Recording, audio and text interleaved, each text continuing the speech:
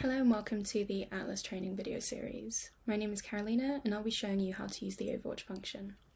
The mobile user will need to navigate to the map icon on their handset and select Overwatch session.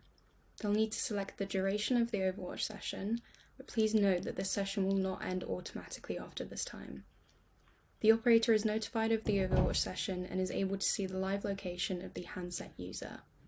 They also see information about the groups they belong to, their battery level, and how they're connected to the platform. Both parties are able to communicate with each other using the messaging function. An emergency session can be activating using the slider. Once this is done, the operator will hear an audible alarm and be asked to acknowledge the emergency. In order to end the session, the mobile user will need to deactivate the emergency and then end Overwatch.